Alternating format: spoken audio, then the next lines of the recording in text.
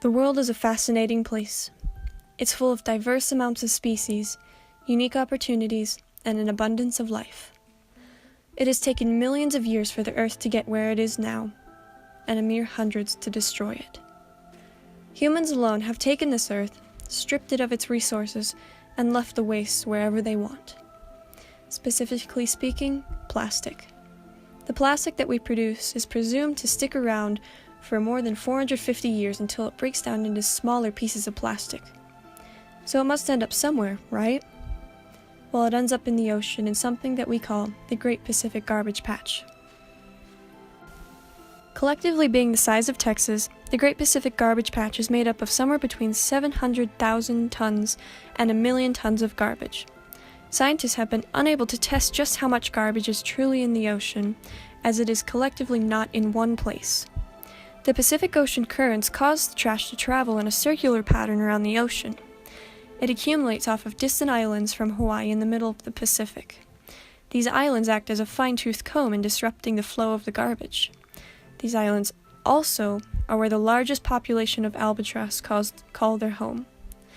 Millions of other species of animals also call the Pacific Ocean their home, and it is our job to make sure that they stay safe.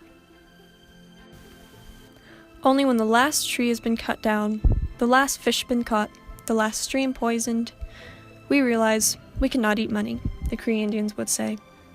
People are no longer concerned with the safety of the environment or the animals that live in it, which is going to come back and hurt us in the long run.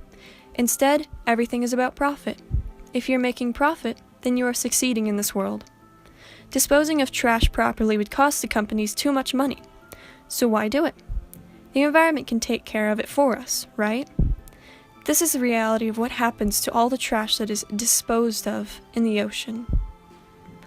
Millions of albatross are dying each year due to the plastic that they eat from the island that they call home.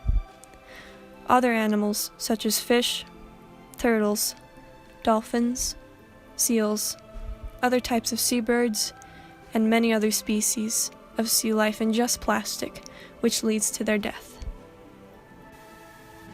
This plastic not only threatens marine life in the Pacific Ocean, but it threatens us as well. We are able to visibly see how much plastic that an albatross eats because the pieces it eats are large and colorful. However, we have no idea how much plastic that the fish in the Pacific Ocean ingest. Due to the fact that plastic, after years of corrosion, can get to the size of a grain of sand, it is easy for the fish to eat. Once plastic is in their stomach, they are considered contaminated, as it is impossible to remove. Regardless, fishermen scoop up these fish out of the ocean with their nets, process and package them, then ship them off to restaurants and grocery stores to be consumed by us. Now the plastic that we throw away is in our food system, and we are contaminated as we eat this fish. There is no way for our body to absorb or get rid of this plastic, so it stays there forever. We are slowly but surely killing ourselves. If people cared enough, this problem could be fixed.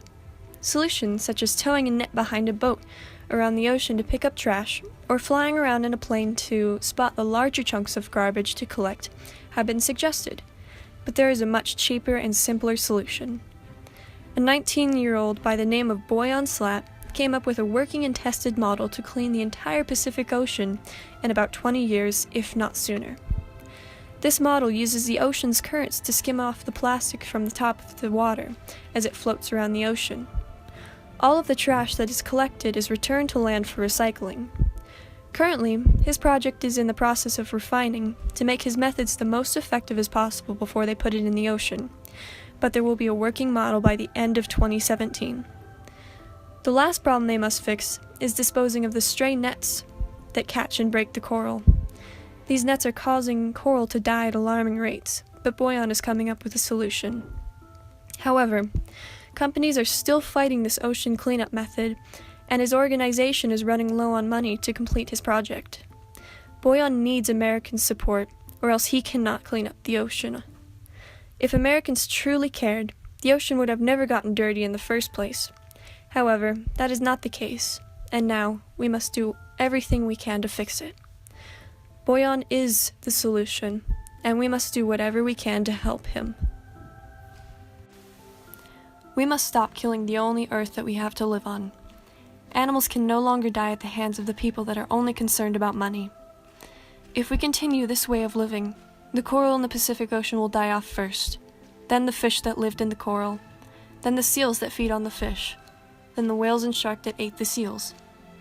The ecosystem of the Pacific Ocean is too delicate for us to mess with, and it is already tipping towards the worst. We must save it before it's too late.